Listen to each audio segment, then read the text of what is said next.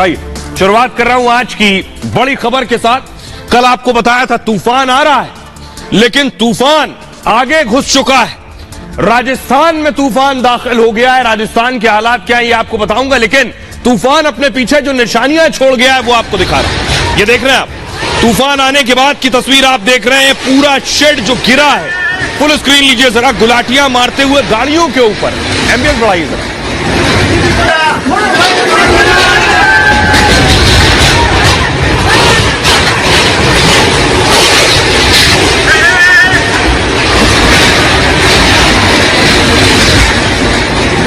देख रहे हैं आप तस्वीर, ये बता रहा है कि तूफान जब आया अपने पीछे तेज रफ्तार जो हवा लेकर आया, हवा की तीव्रता का आप अंदाजा लगा सकते हैं। इसी को कह रहे थे 140-150 किलोमीटर की रफ्तार से हवा चलेगी और देखिए किस तरह से पूरा शेड उड़ा ले गया। मैं खंभों के, जमीन में गड़े खंभे भी उड़ गए। देखिए जरा, पूरा शेड गुलाटी मारते हुए आगे गाड़ियों के काफिले तक पहुंच गया। ये एक तस्वीर भर है जो कैमरे में कैद हुई है। ऐसी न जाने कितनी तस्वीरें। अगली तस्वीर दिखाई जाए। ये देख रहे हैं, पूरा पेड़ जो है, इतनी तेज हवा थी, पूरा पेड़ उखड़ कर गिरा है एक तरफ। ये देख रहे हैं तस्वीर, ये एक शख्स यहां नजर आ रहा है, तभी ये पेड़ गिरा है जैसे ही एक शख्स यहां खड़ा हुआ था। देखिए एक बार फुल स्क्रीन लीजिए तरह तस्वीर को। इस तरह से न जाने कितने पेड़ उखड़ गए। आपको मैं दिखाऊंगा कि हालात क्या हुए इस तूफान के बाद।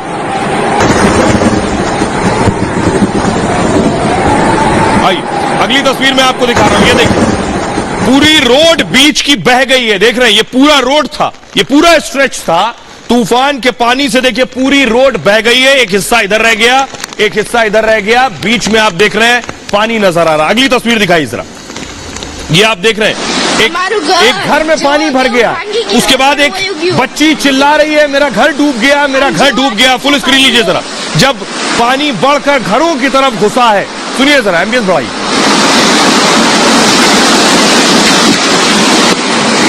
हम जो કેટલા મજા આવે બોલા અમારું ઘર જો કેવું ભાંગી ગયું, રસોડું વયું ગયું। આમ જો આટલા પાણી છે। सारे घर पानी में डूबे, घर की बाउंड्री, घर के अंदर तक पानी घुसा हुआ। अगली तस्वीर मंदिर की दिखा रहा हूं, देखिए जरा। मंदिर की तस्वीर देखिए, मंदिर में पानी घुस गया है, लबालब पानी आप देख रहे हैं। मंदिर का ये अंदर का परिसर है। उसके बाद ये जो आप देख रहे हैं अंदर का कॉरिडोर मंदिर का जो आपको नजर आ रहा है, फुल स्क्रीन लीजिए।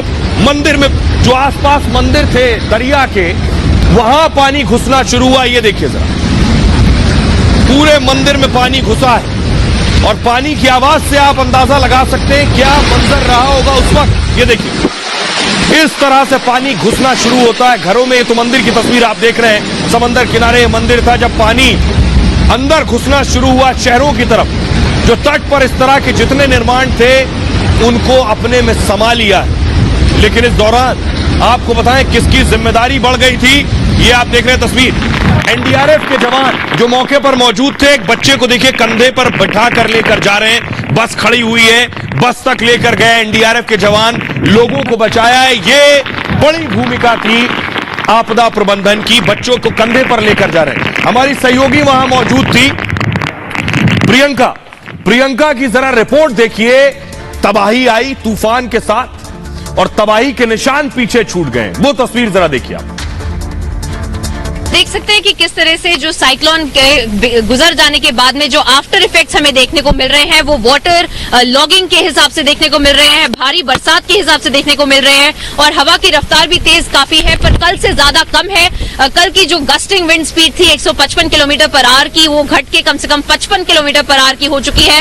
और पर फिर भी हमें देखने को मिल रहा है कि मौसम की वजह से क्या क्या हानि हुई है। हमारे पीछे की आप तस्वीरें देख सकते हैं कि किस तरह से लोगों के घर पूरी तरह से मलबा बन चुके हैं और हम देख सकते हैं कि किस तरह से ये जो लोग हैं उनको भी यहाँ से इवैक्यूएट किया गया होगा, उसकी वजह से लोगों की जान बची है। पर अभी भी जो रिलीफ वर्क है, जो रेस्क्यू ऑप्स है, वो एनडीआरएफ की तरफ से, बीएसएफ की तरफ से जारी है। इनफैक्ट ये जो वाटर लॉगिंग एरियाज हैं वहां से वाटर ड्रेन आउट करने की कोशिश पूरी तरह से की जा रही है। इनफैक्ट जो मेन हाईवेज हैं उसमें भी कई सारे ब्लॉकेजेस आ गए थे, पेड़ गिर गए थे, जिसकी वजह से पूरा रास्ता बंद हो चुका था और उसको भी ठीक करने की कोशिश की जा रही है। तो प्रियंका की रिपोर्ट आपने देख ली। आइए अब आपको तस्वीरें दिखाने जा रहे हैं एनडीआरएफ क्या कर रही थी उसके बाद जब तूफान चला गया। ये देखिए सर, एनडीआरएफ का काम बढ़ गया था। इस तरह के न जाने कितने पेड़ गिरे, उसके बाद पेड़ों को हटाया गया। हजारों पेड़ जो गिरे हैं उन्हें अब हटाने की जिम्मेदारी एनडीआरएफ की है। एनडीआरएफ मौके पर मौजूद है। तस्वीरें आप देख रहे हैं एनडीआरएफ किस तरह से अपने काम को अंजाम दे रहा है। लेकिन मैं गुजरात की तस्वीर जो आपको दिखाने जा रहा हूं कि गुजरात में नुकसान किन चीजों का हुआ है, कितना नुकसान हुआ है, किन चीजों का नुकसान हुआ है। अभी पानी भरा हुआ है, बारिश हो रही है, कई जगहों पर पानी भरा है। लेकिन बड़ी चीज और सुकून देने वाली चीज यह है कि बहुत जाने नहीं गई। ये देख रहे हैं आप, ये तस्वीरें मैं आपको दिखा रहा हूं गुजरात में तूफान आने के बाद। तूफान बिपरजॉय से तबाही हुई है। 5120 बिजली के खंभे गिर गए। 4600 गांव में बिजली सप्लाई बाधित हुई है। करीब 3600 गांव में बिजली फिर से शुरू कर दी गई है। 1000 गांव में अब भी अंधेरा छाया हुआ है। तूफान से करीब 600 पेड़ उखड़ गए। सड़क पर पेड़ गिरने से ट्रैफिक पर भी असर पड़ा है। जखाऊ पोर्ट से शाम 6:30 बजे तूफान टकराया था। लैंडफॉल रात करीब 2:30 बजे तक चलता रहा, यानी तूफान टकराता रहा 2:30 बजे रात तक। इस दौरान हवा की जो रफ्तार थी वो 125 किलोमीटर प्रति घंटा रही। कच्छ, द्वारका, पोरबंदर में तूफान का भारी असर रहा। जामनगर, राजकोट, जूनागढ़, मोरबी में भी इसका असर नजर आया। तेज हवाओं के साथ लगातार बारिश हुई। भावनगर में 2 लोगों की मौत की खबर है, 23 घायल हुए। ये जान का नुकसान हुआ, 2 लोगों की मौत हुई है। बारिश से निचले इलाकों में पानी भर गया।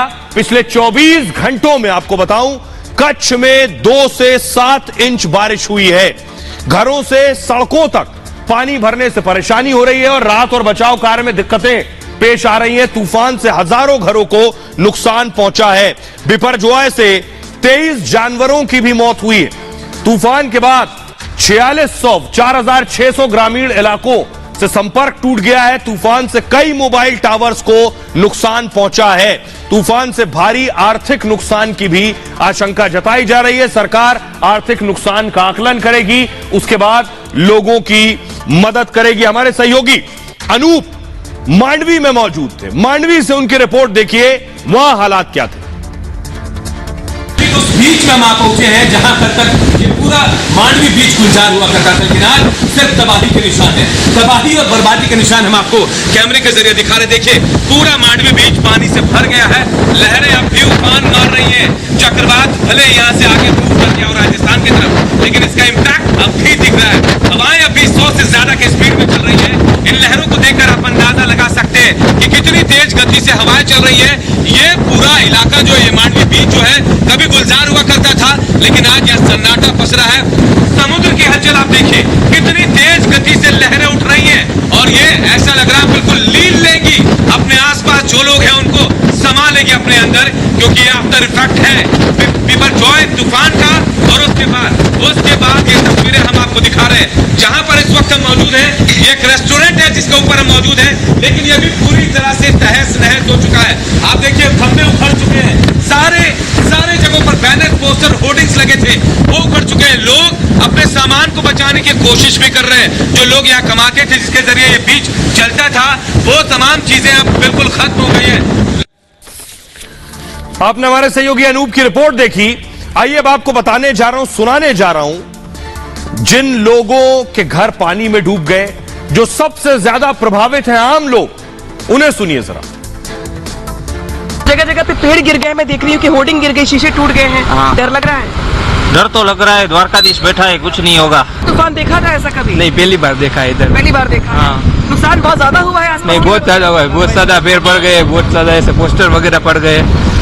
पड़ गया। परेशानी तो ये तो कुदरत की आफत है, किसी ने किया नहीं है। ये तो अभी तंत्र भी अलर्ट है, जेसीबी भी लग गया है, पानी निकालने वाला भी लग गया है, सब टीम वर्क चालू है। आफत तो बड़ी जोर की है, लेकिन हम लोग जिसे फोन करते हैं वो लोग आ जाते हैं वो टाइम में। हमारा कामगिरी किधर झाड़ पड़ गया, किधर हो गया, वो सक्रिय है एकदम। प्रशासन की तरफ से क्या आपको राहत दी जा रही है? किस लोगों को आपने सुन लिया, लेकिन इस बीच में आपको बताने जा रहा हूं कि जिस वक्त तूफान आया द्वारका में, द्वारकाधीश मंदिर में क्या हो रहा था। मंदिर ने पूरी कोशिश की, 2 झंडे लगाए थे कि आपदा टल जाए। तस्वीर में दिखा रहा हूं, ये आप देख रहे हैं, ये तस्वीर है गुजरात के गृह राज्य मंत्री की, जो आज तूफान जाने के बाद द्वारकाधीश पहुंचे। ये देख रहे हैं आप। अगली तस्वीर दिखाई जरा, ये द्वारकाधीश मंदिर की तस्वीर देख रहे हैं आप। 5 झंडे लगाए जाते हैं यहां आमतौर पर, लेकिन तूफान की आहट थी, दस्तक थी, तो 2 झंडे लगाए गए। और मान्यता है कि 2 झंडे लगाए जाते हैं तो तूफान तबाही नहीं मचाता, लोगों की जानें नहीं लेता है। अगली तस्वीर दिखाई जरा, तूफान आया, देख रहे हैं द्वारकाधीश की तस्वीर आप देख रहे हैं। तूफान आया, उस वक्त द्वारकाधीश में क्या हो रहा था, मंदिर के अंदर क्या हो रहा था। 2:30 बजे तक ये तबाही होती रही। ये देख रहे हैं, ऊंची ऊंची लहरें द्वारकाधीश तक पहुंच रही थी। देखिए जरा, ऊंची ऊंची लहरें द्वारकाधीश तक पहुंच रही थी। अगली तस्वीर दिखाई जरा, द्वारकाधीश में पूजा हो रही थी, आरती हो रही थी, ये वो तस्वीर। अब मैं आपको बताने जा रहा हूं कि क्या द्वारकाधीश ने तूफान रुकवा दिया। कल मैंने आपको बताया था कि इससे पहले कई बार द्वारका पूरा डूब गया, लेकिन क्या इस बार द्वारकाधीश ने तूफान को रोका है। ये मैं क्यों कह रहा हूं, इसलिए कह रहा हूं क्योंकि जो तस्वीरें सामने आई वो यही बता रही हैं। तूफान बिपर जो है बाहर दस्तक दे रहा था और तूफान की लहरें द्वारकाधीश मंदिर से टकरा रही थी। तब द्वारकाधीश मंदिर के अंदर पूजा चल रही थी। मंदिर के पुजारी लोगों की रक्षा की कामना कर रहे थे। पुजारी लगातार द्वारकाधीश की पूजा अर्चना कर रहे थे। आपको बताऊं, रात 12 बजे तक पुजारी मंदिर में ही मौजूद थे। तूफान गुजरने के बाद पुजारियों ने राहत की सांस ली। गुजरात के गृह राज्य मंत्री आज सुबह ही मंदिर पहुंच गए। हर्ष सांघवी ने मंदिर के पुजारियों से मुलाकात की, पहुंचकर यहां लोगों की रक्षा के लिए पूजा करने पर आभार जताया उन्होंने। सांघवी ने कहा, द्वारकाधीश का गुजरात पर हमेशा आशीर्वाद रहा है। इस बार भी द्वारका में कोई जनहानि नहीं हुई है। गुजरात में तूफान से बहुत ज्यादा नुकसान नहीं हुआ है। तूफान के चलते मंदिर को बंद करने का फैसला लिया गया। आम लोगों के लिए, श्रद्धालुओं को ऑनलाइन दर्शन के लिए कहा गया था। तूफान के बाद द्वारकाधीश मंदिर के ध्वज को बदल दिया गया था। द्वारकाधीश मंदिर में फिर से आज पूजा शुरू हो गई है। मंदिर को श्रद्धालुओं के लिए खोल दिया गया है। सुनिए जरा, अब मैं आपको सुनवाता हूं। सुनिए गुजरात के गृह राज्य मंत्री हर्ष सांघवी जो मंदिर पहुंचे, वो क्या कह रहे हैं। कल की रात चुनौतियों भरी थी। आज फिर मंदिर शाम को 5 बजे से खोल लिया गया है। भगवान द्वारकाधीश ने ग्रामजनों को दर्शन दिए हैं। आज फिर सायं 5 बजे से भगवान द्वारकाधीश की ध्वजारोहण चालू की गई है। कल से दिन की जो 5 ध्वजा का जो नियत है वो फिर से चालू रहेगा। और खास तौर पे भगवान द्वारकाधीश की ध्वजा की जो आस्था है, वो आस्था सभी लोगों में एक बहुत ही बड़ी आस्था है। वो आस्था के साथ आज से ही हमने ये पूरी विधि एकदम विधि के दौरान चालू कर ली है। आपने सुन लिया हर्ष सांघवी को। अब मैं आपको बताने जा रहा हूं कि आखिर ग्राउंड पर जो लोग काम कर रहे थे वो कैसे कर रहे थे। ये देख रहे हैं, पुलिस प्रशासन, एनडीआरएफ, देखिए बच्ची को घर से निकाल रही है, महिला पुलिस को आप देख रहे हैं। फुल स्क्रीन लीजिए जरा तस्वीर। तूफान में डट कर खड़े थे रियल हीरोज, ये आप देख रहे हैं। पुलिस के ऊपर बड़ी जिम्मेदारी थी, अपना परिवार उसे सुरक्षित रखना और उसके बाद दूसरों के परिवारों को भी बचाना है। घर घर जाकर जिनके छोटे बच्चे थे उन्हें देखिए, महिला पुलिस ने टपकते हुए घर से निकाला है। आइए अब मैं आपको बताता हूं तूफान में कैसे ये रियल हीरोज डट कर खड़े थे, चाहे गुजरात का पुलिस प्रशासन हो या फिर एनडीआरएफ की टीम हो, एसडीआरएफ की टीम हो, जो सब रेस्क्यू करने में लगी हुई थी, उस दौरान लोगों को बचाने में लगी हुई थी। इनके ऊपर एक बहुत बड़ी जिम्मेदारी थी। ये आप देख रहे हैं एनडीआरएफ के जवानों को, आप देख रहे हैं तूफान को लेकर जवान पूरी तरह से अलर्ट थे। इनकी ड्यूटी बढ़ गई थी। 18 टीमें पहले से तैनात थी। तूफान के बाद एनडीआरएफ की टीम एक्शन में आई, बिजली के पोल और पेड़ को तेजी से हटाने में जुटे। फंसे हुए लोगों को सुरक्षित बाहर निकाला गया। बाढ़ प्रभावित इलाकों में राहत कार्य चलाया गया। गुजरात के मांडवी में 15 लोगों का रेस्क्यू हुआ। नीलकंठ नगर से लोगों को सुरक्षित निकाला गया। तूफान के बाद एनडीआरएफ ने बयान जारी किया और लैंडफॉल के बाद कोई मौत नहीं हुई। तूफान से पहले 2 लोगों की मौत हुई। एनडीआरएफ का कहना है हमारी टीम पूरी तरह से अलर्ट है और एसडीआरएफ कोस्ट गार्ड की टीम भी अलर्ट पर थी। इस दौरान कोस्ट गार्ड के 15 जहाज, 7 एयरक्राफ्ट तैयार थे। मुंबई में एनडीआरएफ की 5 टीमें तैयार थीं। कर्नाटक में एनडीआरएफ की 4 टीमें एक्टिव थीं। तूफान से पहले करीब 1 लाख लोगों को हटाया गया है। सभी लोगों को सुरक्षित ठिकानों पर पहुंचाया गया। सुनिए जरा एनडीआरएफ किस तरह से बचा रहा है, उस दौरान बचाया, अभी भी ग्राउंड पर काम कर रहा है क्योंकि पानी अब लोगों के घरों में भर रहा है। हमारी सहयोगी अनामिका की रिपोर्ट देखिए जरा। इलाका मछुआरों का इलाका है। सामने तस्वीर दिखा दूं मैं आपको, उन तस्वीरों को देखकर के आप भी चौंक जाएंगे क्योंकि ये वही नावें हैं जो समुद्र में लहरों के साथ हमेशा लगातार कदम ताल करती हुई दिखती हैं आपको। लेकिन आज ये नावें डूब गई हैं, आज ये बोट डूब गई है। और देखिए ये पूरा का पूरा जो बैक वाटर है समुद्र का, यहाँ पर आमतौर पर मछुआरों की बोटें लगी रहती किनारों पर, लेकिन वो इलाका भी डूब गया है। उनकी बस्तियां डूब गई हैं, उनकी नाव डूब रही है और खुद गृह मंत्री जायजा ले रही है इन इलाकों का जहाँ पे मछुआरों को हालांकि कहीं और शिफ्ट कर दिया गया है, लेकिन उनका पूरा बस्ती उनकी डूब गई है, उनका पूरा इलाका डूब गया है।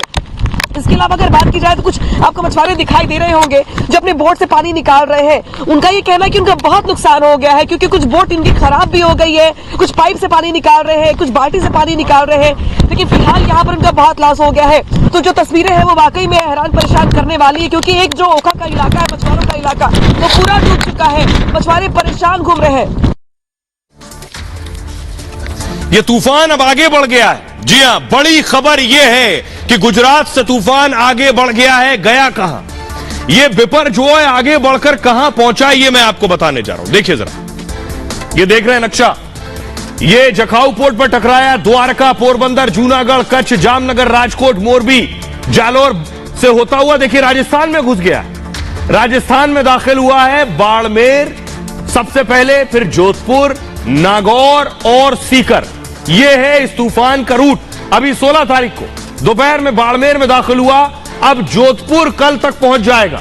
जोधपुर में मौसम बदल गया, बारिश होगी। नागौर और सीकर ये वो इलाके, उसके बाद आगे बढ़ेगा।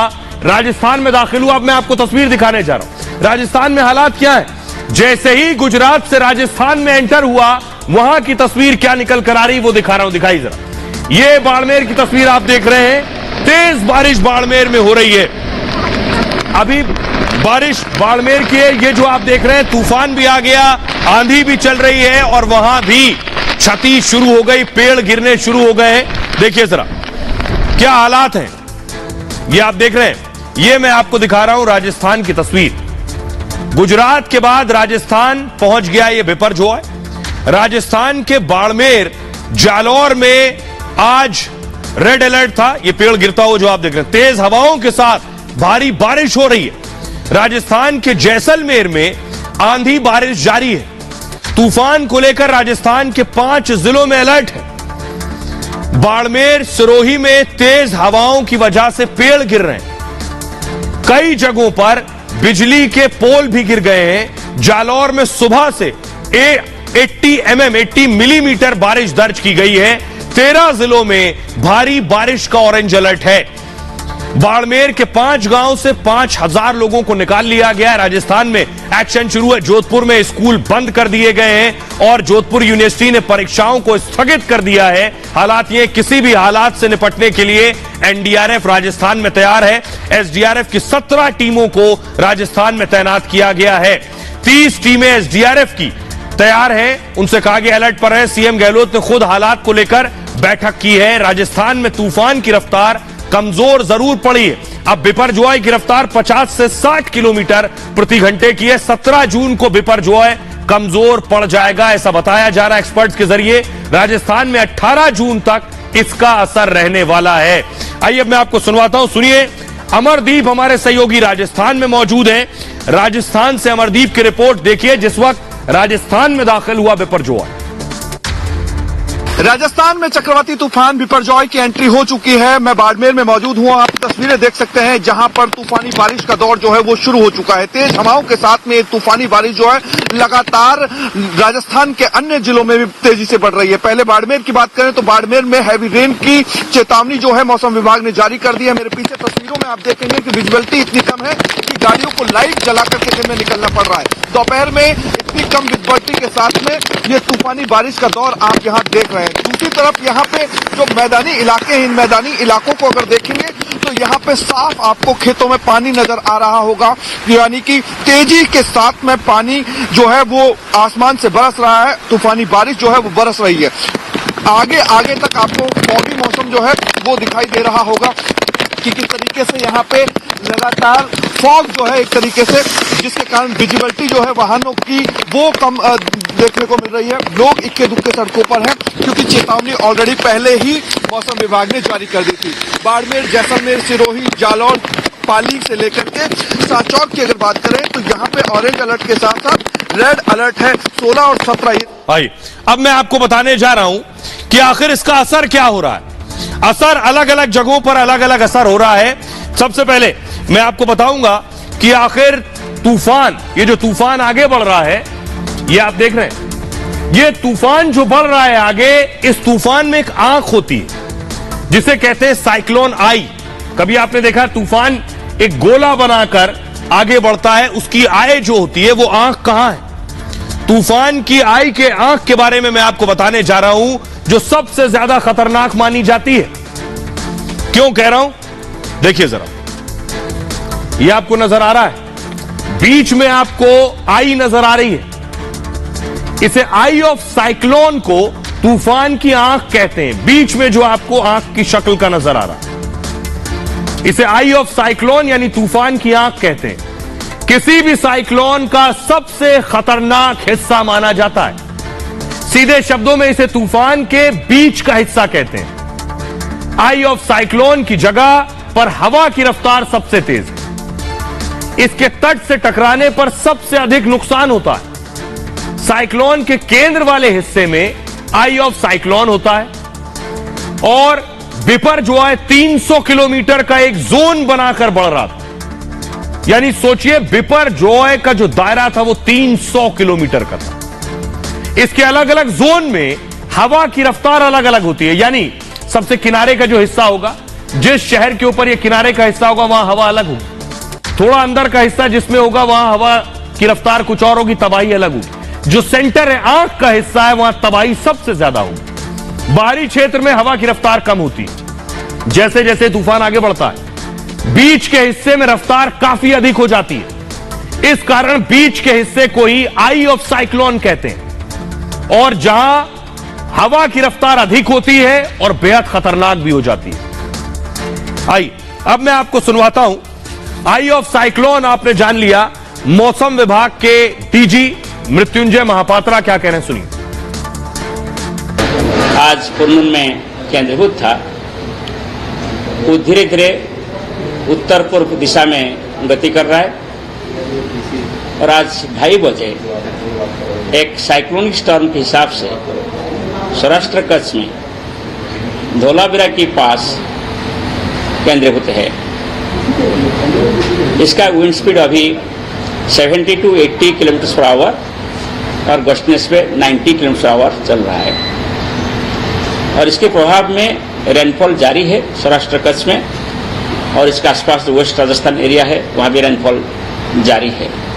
और धीरे धीरे ये रेनफॉल आगे बढ़ेगा और 16 तारीख और 17 तारीख को सौराष्ट्र कच्छ, नॉर्थ राजस्थान में बारिश होगा, specially heavy to very heavy rainfall और आइसोलेटेड प्लेसेस में एक्सट्रीमली हेवी रेनफॉल हो सकता है साउथ राजस्थान पे। और सौराष्ट्र एंड कच्छ रीजन पे। अब आइए बताता हूं मैं आपको कि ट्रेन पर इसका सीधा असर क्या पड़ रहा है, क्योंकि ट्रेन के परिचालन पर इसका असर है, क्योंकि गुजरात से तूफान आगे बढ़ गया है राजस्थान की तरफ। आइए मैं आपको बताता हूं ट्रेनों की स्थिति क्या है इस वक्त, कितनी ट्रेनें चल रही हैं, कितनी डाइवर्ट हुई हैं, कितनी लेट चल रही हैं, कितनी कैंसिल कर दी गई हैं। देखिए जरा, तूफान के चलते 180 ट्रेनों के संचालन पर असर पड़ा है।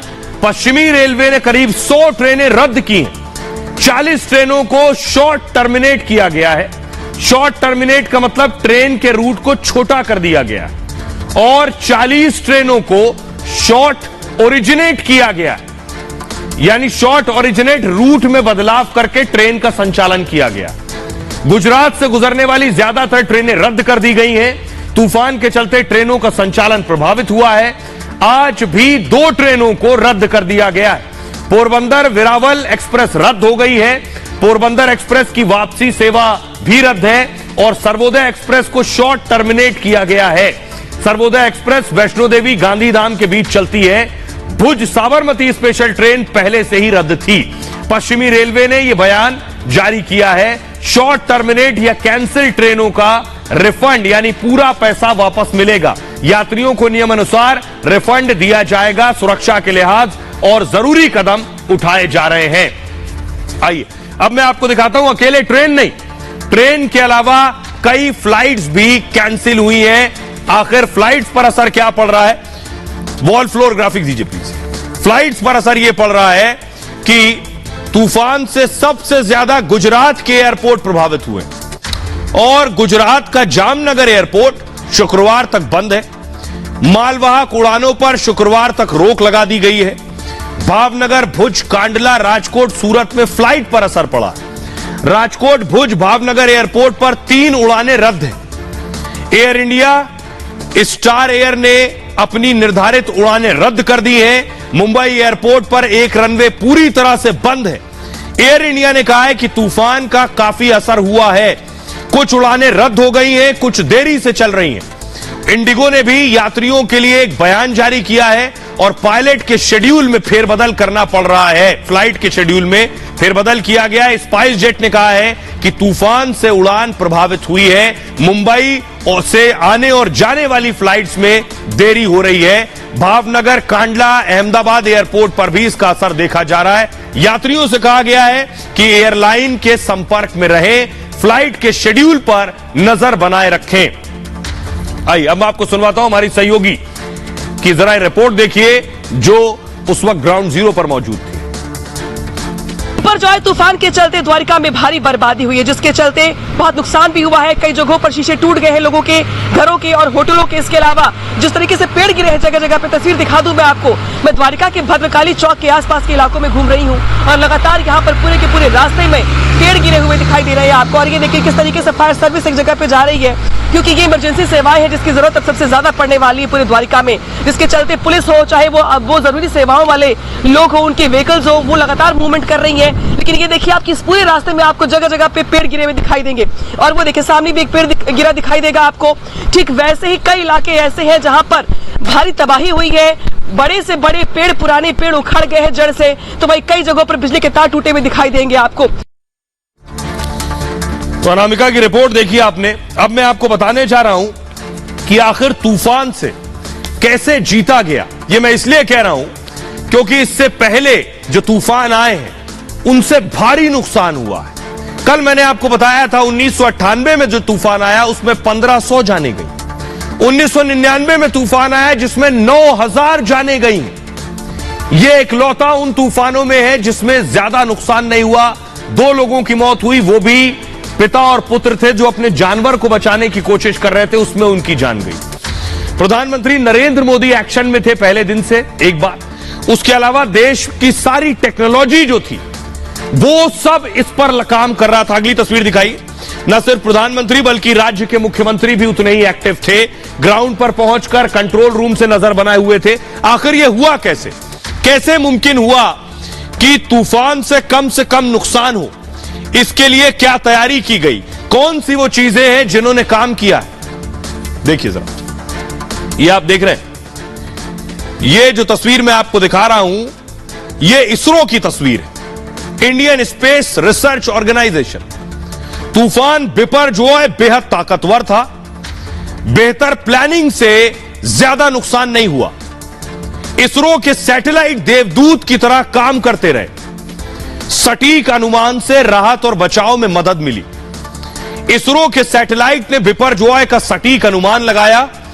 इसके बाद प्रधानमंत्री मोदी ने इमरजेंसी बैठक बुलाई और बैठक में गृह मंत्रालय, एनडीआरएफ और सेना के अधिकारी मौजूद रहे। समीक्षा बैठक में अधिकारियों को पीएम ने साफ निर्देश दिए। प्रधानमंत्री कार्यालय हर जिले से सीधे संपर्क में रहा। समय रहते 1 लाख लोगों को सुरक्षित जगह पहुंचाया गया। तूफान से निपटने के लिए युद्ध स्तर पर तैयारी हुई। एनडीआरएफ, एसडीआरएफ की 33 टीमें तैनात की गईं। 631 मेडिकल टीमों को तैयार रखा गया। 302 एम्बुलेंस तूफान के वक्त मदद को तैयार थीं। 3851 क्रिटिकल केयर बेड स्थापित कर दिए गए इतनी देर में। तूफान से जान माल का ज्यादा नुकसान नहीं हुआ। तूफान पर जीत से दुनिया में भारत की ताकत का पता चलता है। इससे पहले भी कई तूफानों पर भारत ने जीत हासिल की है। इसमें हुदहुद, इसमें अम्फान, फानी जैसे खतरनाक तूफान से नुकसान कम हुआ था और सटीक अनुमान से हजारों जिंदगियों को बचाया जा सका था। आइए, बड़ी बात यह है कि कोई मुल्क बड़ा तब होता है जो कुदरत का कहर है, जो प्राकृतिक आपदा है, उससे कैसे निपटता है वो देश, उससे खुद को कैसे बचाता है, वही उसकी कामयाबी और वही बताता है कि वो कैसे तेजी से आगे बढ़ रहा है। एक और तस्वीर आपको दिखा रहे हैं। अब अगली चुनौती क्या है? अगली चुनौती है बाढ़। पानी लोगों के घरों में पहुंच रहा है, बरसात हो रही है जहां जहां तूफान पहुंचा है, कई तटीय इलाकों में समंदर का पानी है।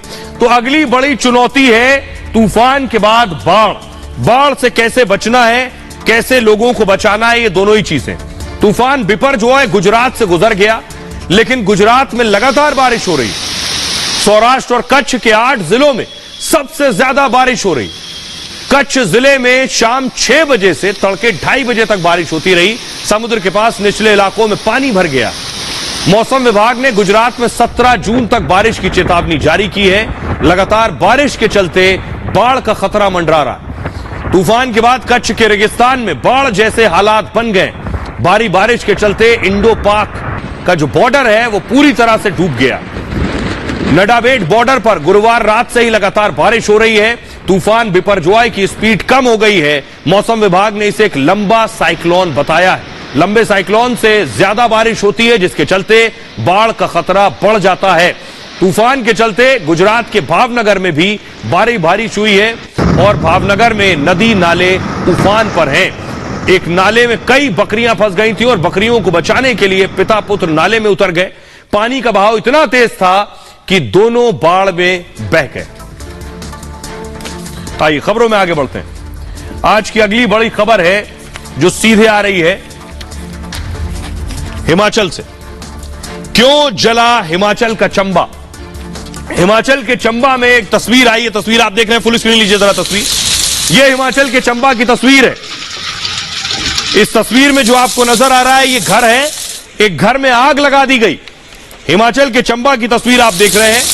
आग क्यों लगाई गई है मैं आपको बताऊंगा, लेकिन लोगों ने गुस्से में इस घर को आग के हवाले कर दिया।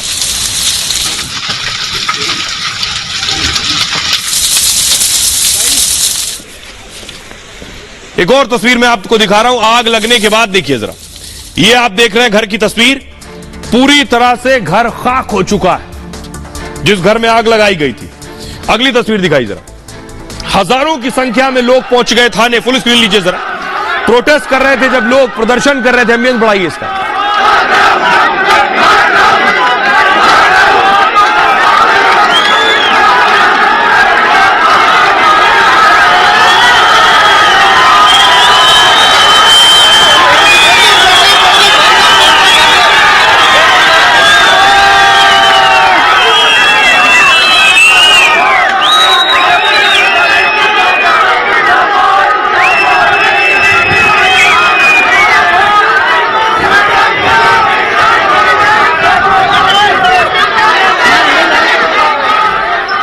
दरअसल ये जो घर में आग लगाई गई या लोगों ने जो प्रोटेस्ट किया, उसके पीछे वजह है मनोहर की हत्या कर दी गई, 8 टुकड़े कर दिए गए मनोहर के।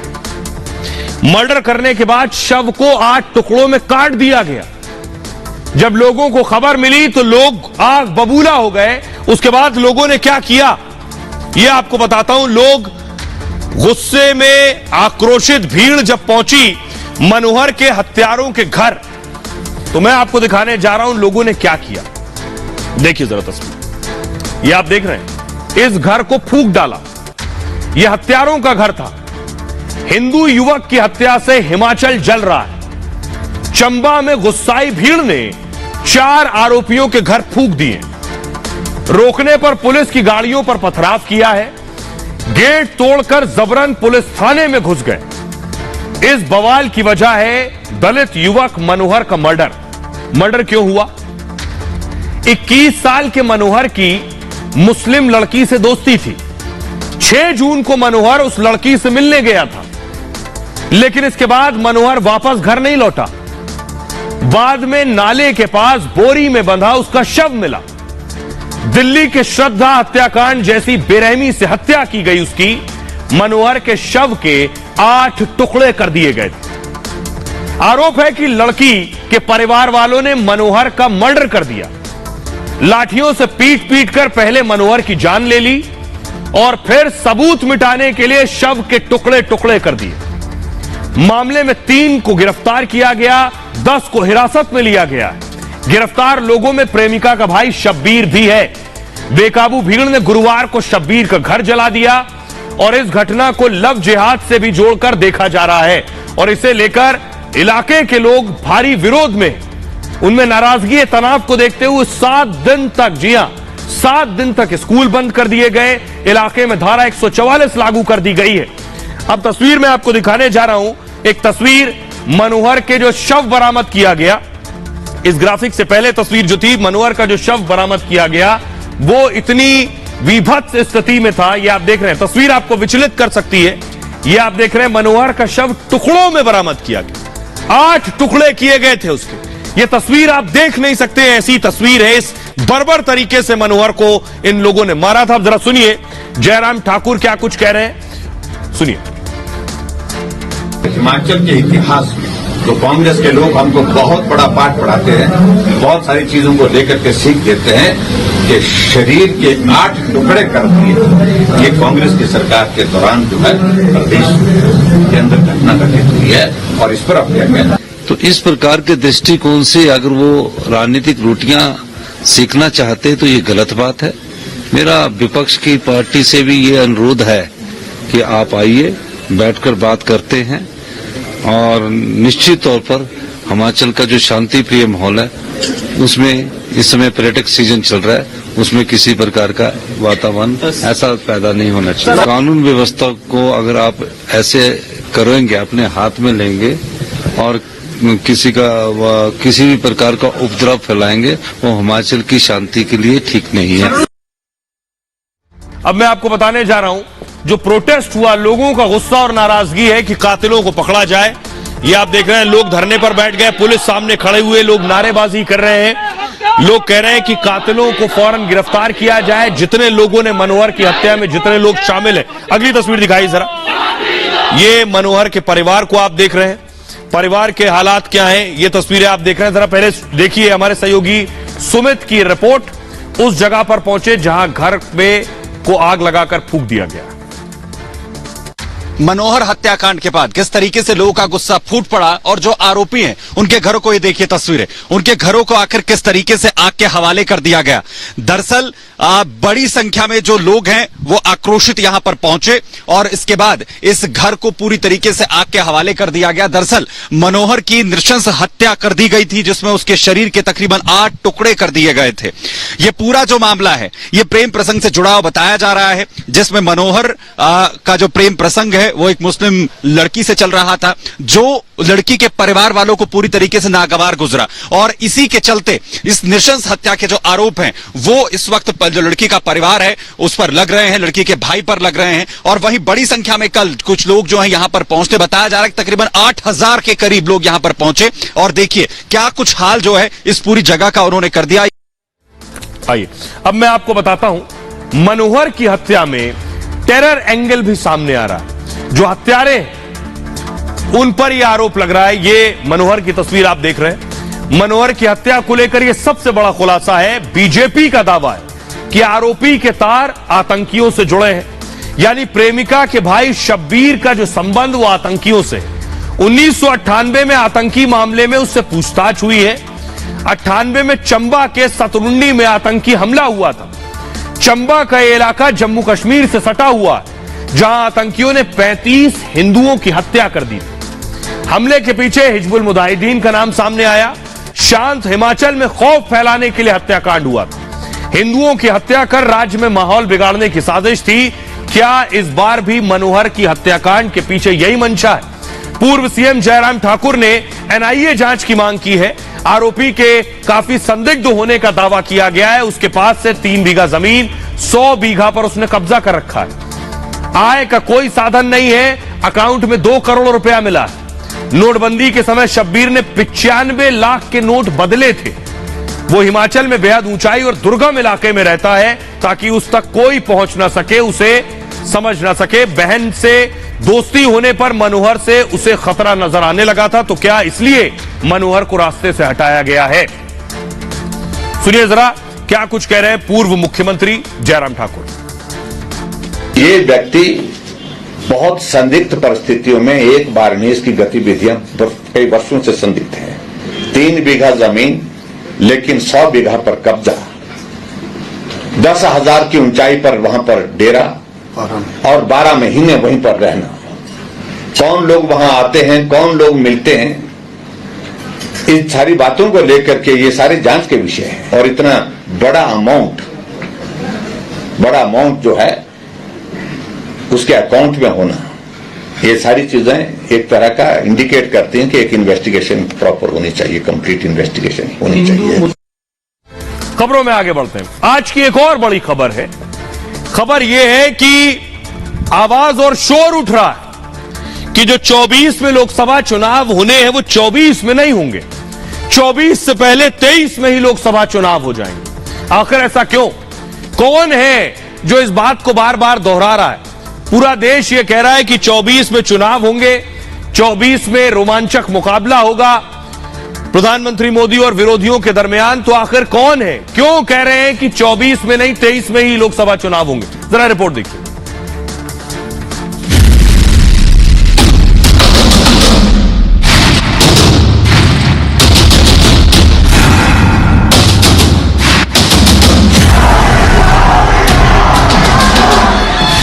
क्या चुनाव का बिगुल बजने वाला है?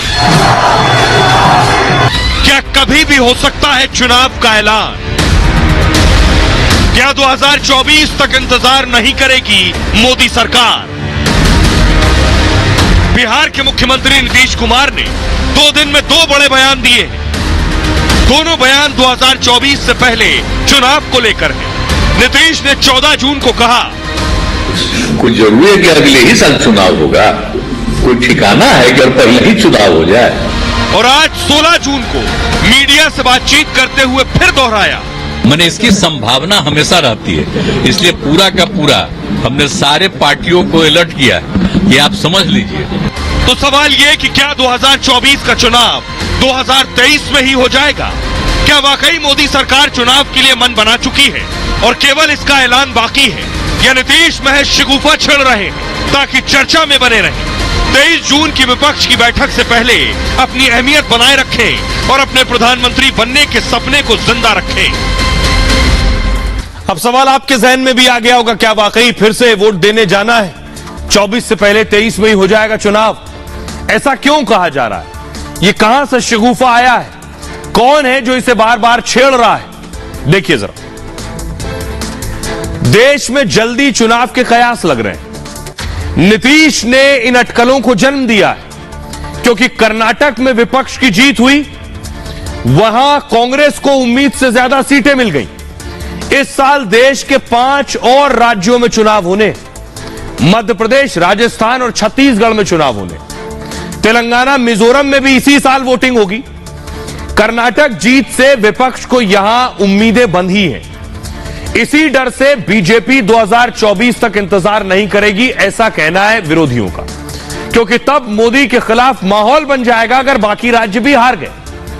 मोदी सरकार की लोकप्रियता खत्म हो जाएगी, उनका मानना है, और इसी हड़बड़ी में जल्दी में चुनाव करवाए जा सकते हैं। लेकिन बीजेपी के एक्शन से भी अंदेशा बढ़ा है। मोदी, शाह और नड्डा फुल एक्शन में है, उत्तर से दक्षिण तक अपने दौरे कर रहे हैं। दिल्ली में बीजेपी की लगातार बैठकें हो रही हैं। अभी हाल में बीजेपी मुख्यमंत्रियों की बैठक हुई थी, जिसकी अध्यक्षता खुद प्रधानमंत्री मोदी ने की थी। कई केंद्रीय मंत्रियों को चुनाव की तैयारी को कहा गया है, उन्हें चुनाव के लिए अपनी सीटें ढूंढने को भी कह दिया गया है। इनमें वो मंत्री भी शामिल हैं जिन्होंने कभी चुनाव नहीं लड़ा है। हालांकि पार्टी ने इन खबरों पर चुप्पी साध रखी है।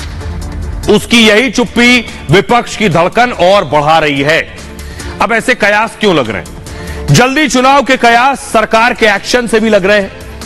मोदी लगातार परियोजनाओं का शिलान्यास कर रहे हैं, उद्घाटन, लोकार्पण जैसे कार्यक्रम हो रहे हैं, कई योजनाओं का प्रचार प्रसार किया जा रहा है। इससे जल्दी चुनाव का अंदेशा और बढ़ गया है। एनडीए का कुनबा बढ़ाने की कोशिश भी हो रही है, कई छोटे दलों को एनडीए से जोड़ा जा रहा है। इसलिए विपक्ष के तमाम दिग्गज परेशान हैं, उन्हें विपक्ष में भगदड़ का डर सता रहा है। सुनिए जरा क्या कुछ कह रहे हैं नीतीश कुमार। 2 दिन में 2 बार इस बात को दोहरा चुके हैं कि 24 में नहीं 23 में ही हो जाएंगे लोकसभा चुनाव। सुनिए नीतीश कुमार को। हम तो शुरू से कह रहे हैं कि और जल्दी करिए, जितना जल्दी करवा दीजिएगा उतना अच्छा है, समझ गए ना। कहा कि कौन चीज है, कब चुनाव होगा कोई जानता है जी? कुछ जरूरी है कि अगले ही साल चुनाव होगा? कोई ठिकाना है कि और पहले ही चुनाव हो जाए? इसलिए जरा तेजी से कम मत करिए, समझ गए ना। हम आप लोगों को बता रहे हैं कि इस सब चीज में जरा तेजी से काम कर दीजिए, हमको बड़ा अच्छा लगेगा। ही कह रहे हैं, हम थोड़ी कह रहे हैं कि वो पहले कर देगा। मैंने इसकी संभावना हमेशा रहती है, इसलिए पूरा का पूरा हमने सारे पार्टियों को अलर्ट किया कि आप समझ लीजिए, इसलिए मिलकर के लड़िएगा, तभी जाके चुनाव तो मान लीजिए कब क्या होगा नहीं होगा तो केंद्र वालों के हाथ में ही है। तो उस हिसाब से अपना जितना काम है, जितना हम लोग कर रहे हैं, वो समय से पहले पूरा हो जाए तो उसमें बाधा ही नहीं आएंगे। क्या लगता है नरेंद्र मोदी पहले भी करा सकते हैं चुनाव, हालात को देखते हुए जिस तरीके से? कोई ठीक नहीं, हो भी सकता है। इसलिए जिसका कोई आधार नहीं, जिसका कोई सिर पैर नहीं है, उस तरह की बातों को बोलना, अब उनके दिमाग में कहीं ये हो सकता है कि विधानसभा का चुनाव पहले कराना चाहते हो, तो मुझे नहीं मालूम है, लेकिन लोकसभा का चुनाव समय से पहले होगा और इसकी जानकारी नीतीश कुमार को मिल गई तो यूं ही कुछ बोल देना, एक हवा में पत्थर फेंक देना ताकि मीडिया में बने रहे, इसके अलावा तो कोई मुझे नहीं लगता है कि इसका कोई बेसिस या कोई आधार है। आइए मैं आपको बताता हूं कि आखिर ये क्यों कहा जा रहा है कि चुनाव हो जाएंगे 23 में। विपक्ष में आखिर इतनी दहशत क्यों है? वजह क्या है? क्योंकि विपक्ष एकजुट नहीं हो पा रहा है, साथ साथ आकर भी साथ साथ नहीं है। पटना में 23 जून को बैठक होनी है, बैठक में विपक्ष के तमाम दिग्गज आ रहे हैं, लेकिन ममता बनर्जी ने तेवर दिखा दिए। सोचिए आज ही क्या कहा ममता ने, उन्होंने आज फिर कांग्रेस पर हमला बोल दिया। कहा कांग्रेस बंगाल में साजिश कर रही है, जो हिंसा हो रही है पहले भी ममता कांग्रेस पर हमला कर चुकी है। कहा था कांग्रेस पश्चिम बंगाल में चुनाव न लड़े, केजरीवाल कांग्रेस को दिल्ली में नहीं देखना चाहते हैं, यूपी में अखिलेश सभी 80 सीटों पर लड़ना चाहते हैं। ऐसे में विपक्ष को जल्दी चुनाव होने का डर सता रहा है। अब देखिए अगली वजह, जल्दी चुनाव का शिगुफा नीतीश ने छेड़ा है। बिहार में नीतीश सरकार में भगदड़ मची है क्योंकि संतोष सुमन मांझी ने मंत्री पद छोड़ दिया। संतोष मांझी जीतन राम मांझी के बेटे हैं। जीतन राम एनडीए में जाने की तैयारी कर रहे हैं। जीतन राम महादलित समुदाय से आते हैं। नीतीश को इससे बड़े नुकसान का डर सता रहा है, जिसका पूरा फायदा बीजेपी उठा सकती है। अब यह बात क्यों कही जा रही है कि 24 नहीं 23 में चुनाव होंगे? इसकी एक प्रेसिडेंट पहले है। 2004 में अक्टूबर में चुनाव का शेड्यूल था। लेकिन केंद्र सरकार ने अप्रैल मई में चुनाव करा लिए। तब केंद्र में अटल बिहारी वाजपेयी साहब की सरकार थी। वाजपेयी जी बीजेपी से थे, एनडीए को लीड कर रहे थे। वाजपेयी सरकार में नीतीश कुमार तब मंत्री थे। उन्हें लगता है कि मोदी भी ऐसा कर सकते हैं। अब सुनिए जरा अखिलेश यादव क्या कह रहे हैं और ममता बनर्जी क्या कह रही हैं। बोले नहीं, यूपी से लोकसभा की कितनी सीटें रहेंगी? गठबंधन को लेकर कोई स्पष्ट आपकी तरफ से अभी तक बात नहीं आ पाई है। इस बात क्या कहना? गठबंधन लड़ेगा कि समाजवादी पार्टी जिन दलों के साथ अभी गठबंधन है उन दलों के साथ जाएंगे। समाजवादी पार्टी को अनुभव है गठबंधन करने का, साथ लेकर के चलने का। बड़े दिल खोल करके समाजवादियों ने गठबंधन किया है। इस बार भारतीय जनता पार्टी का 80 की 80 सीटों पर सफाया होने जा रहा है। कांग्रेस अनेक राज्य চালিয়েছো, সিপিএম এর সবচেয়ে বড় দোষর আর বিজেপির বড় দোষর, আর পার্লামেন্টে আমাদের সাহায্য চাও, আমরা করব তাও বিজেপির বিরুদ্ধে, কিন্তু মনে রেখো বাংলায় সিপিএম এর সাথে ঘর করে আমাদের কাছে বাংলায় সাহায্য চাইতে আসবে না। एक तस्वीर आपको दिखाने जा रहे हैं। तेजस्वी यादव गए थे राघवपुर और वहां लग गए मोदी मोदी किनारे। फुल स्क्रीन लीजिए जरा। तेजस्वी यादव को देखकर लोग मोदी मोदी किनारे लगाने लगे। फुल स्क्रीन लीजिए प्लीज।